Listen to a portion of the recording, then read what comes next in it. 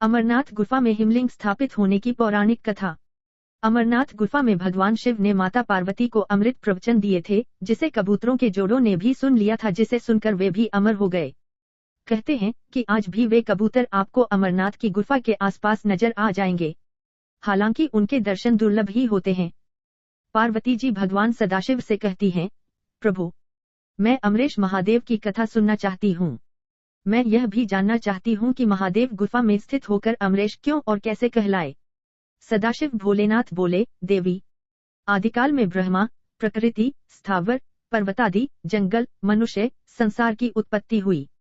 इस क्रमानुसार देवता, ऋषि, पितर, गंधर्व, राक्षस, सर्व, यक्ष, भूतगण, कूष्मांड, भैरव, गीदड़, दानव आदि की उत्पत्ति हुई। इस तरह नए प्रकार के भूतों की सृष्टि हुई, परंतु इंद्रादि देवता सहित सभी मृत्यु के वश में थे। इसके बाद भगवान भोलेनाथ ने कहा कि मृत्यु से भयभीत देवता उनके पास आए। सभी देवताओं ने उनकी स्तुति की और कहा कि हमें मृत्यु बाधा करती है, आप कोई ऐसा उपाय बतलाएं जिससे मृत्यु हमें बाधा न करे। मैं आप लोगों की मृत्यु के भय से रक्षा करूंगा। कहते हुए सदाशिव ने अपने सिर पर से चंद्रमा की कला को उतारकर निचोड़ा और देवगणों से बोले, यह आप लोगों के मृत्यु रोग की औषधि है। उस चंद्रकला के निचोड़ने से पवित्र अमृत की धारा बह निकली और वही धारा बाद में अमरावती नदी के नाम से विख्यात हुई। चंद्रकला को निचोड़ते समय भगवान सदाशिव के शरीर पर जो अमृत बिंदु गिरे वे सूख गए और पृथ्वी पर गिर पड़े। पावन गुफा में जो भस्म है वे इसी अमृत बिंदु के कण हैं, जो पृथ्वी पर गिरे थे। सदाशिव भगवान देवताओं पर प्रेम न्योछावर करते समय स्वयं द्रवीभूत हो गए। देवगण सदाशिव को जलस्वरूप देखकर उनकी स्तुति में लीन हो गए और बारंबार नमस्कार करने लगे। भोलेनाथ ने देवताओं से कहा, हे देवताओं, तुमने मेरा बर्फ का लिंग शरीर इस गुफा में देखा है। इस कारण मेरी कृपा से आप लोगों को मृत्यु का भय नहीं रहेगा। अब तुम यहीं पर अमर होकर शिव रूप को प्राप्त हो जाओ। आज से मेरा यह अनादि लिंग शरीर तीनों लोकों में अमरेश के नाम से विख्यात होगा। देवताओं को ऐसा वर देकर सदाशिव उस दिन से लीन होकर गुफा में रहने लगे। भगवान सदाशिव ने अमृत रूप सोमकला को धारण कर देवताओं की मृत्यु का नाश किया, तभी से उनका नाम अमरेश्वर प्रसिद्ध हुआ। अमर कथा। इस पवित्र गुफा में भगवान शंकर ने भगवती पार्वती को मोक्ष का मार्ग दिखाया था। इस तत्वज्ञान को अमृता के नाम से जाना जाता है, इसीलिए इस स्थान का नाम अमरनाथ पड़ा। यह कथा भगवती पार्वती तथा भगवान शंकर के बीच हुआ संवाद है। यह उसी तरह है जिस तरह कृष्ण और अर्जुन के बीच संवाद हुआ था। सती ने दूसरा जन्म हिमालय राज के यहाँ पार्वती के रूप में लिया। पहले जन्म में वे दक्ष की पुत्री थी तथा दूसरे जन्म में वे दुर्गा बनी। एक बार पार्वती जी ने शंकर जी से पूछा, मुझे इस बात का बड़ा आश्चर्य है कि आपके गले में नरमुंड माला क्यों है। भगवान शंकर ने बताया, पार्वती, जितनी बार तुम्हारा जन्म हुआ है उतने ही मुंड मैंने धारण किए हैं। पार्वती बोली, मेरा शरीर नाशवान है, मृत्यु को प्राप्त होता है, परंतु आप अमर हैं, इसका कारण बताने का कष्ट करें। मैं भी अजर अमर होना चाहती हूँ। भगवान शंकर ने कहा, यह सब अमृता के कारण है। यह सुनकर पार्वती जी ने शिव जी से कथा सुनाने का आग्रह किया। बहुत वर्षों तक भगवान शंकर ने इसे टालने का प्रयास किया, लेकिन जब पार्वती की जिज्ञासा बढ़ गई तब उन्हें लगा कि अब कथा सुना देना चाहिए।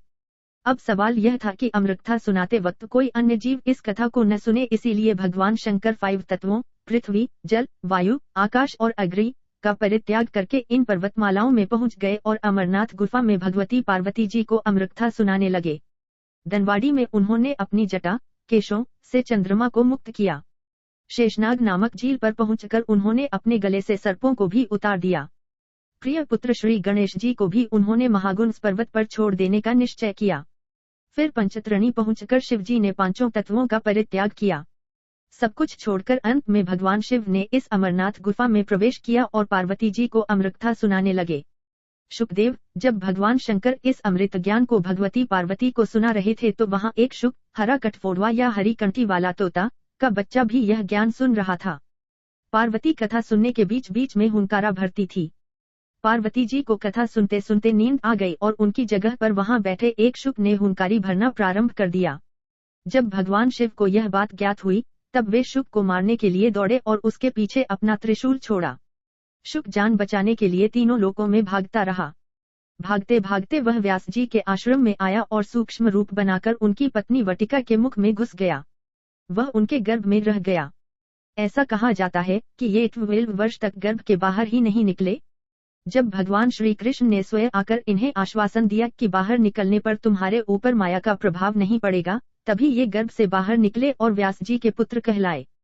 गर्भ में ही इन्हें वेद, उपनिषद, दर्शन और पुराण आदि का सम्यक ज्ञान हो गया था। जन्मते ही श्री कृष्ण और अपने माता पिता को प्रणाम करके इन्होंने तपस्या के लिए जंगल की राह ली। यही जगत में शुकदेव मुनि के नाम से प्रसिद्ध हुए। पवित्र युगल कबूतर श्री अमरनाथ की यात्रा के साथ ही कबूतरों की कथा भी जुड़ी हुई है। इस कथा के अनुसार एक समय महादेव संध्या के समय नृत्य कर रहे थे कि भगवान शिव के गण आपस में ईर्ष्या के कारण कुरु कुरु शब्द करने लगे। महादेव ने उनको श्राप दे दिया कि तुम दीर्घकाल तक यह शब्द कुरु कुरु करते रहो। तदुपरांत वे रुद्ररूपी गण उसी समय कबूतर हो गए और वहीं उनका स्थायी निवास हो गया। माना जाता है कि यात्रा के दौरान पावन अमरनाथ गुफा में इन्हीं दोनों कबूतरों के भी दर्शन होते हैं। यह आश्चर्य ही है कि जहां ऑक्सीजन की मात्रा नहीं के बराबर है और जहां दूर दूर तक खाने पीने का कोई साधन नहीं है, वहां ये कबूतर किस तरह रहते होंगे। यहाँ कबूतरों के दर्शन करना शिव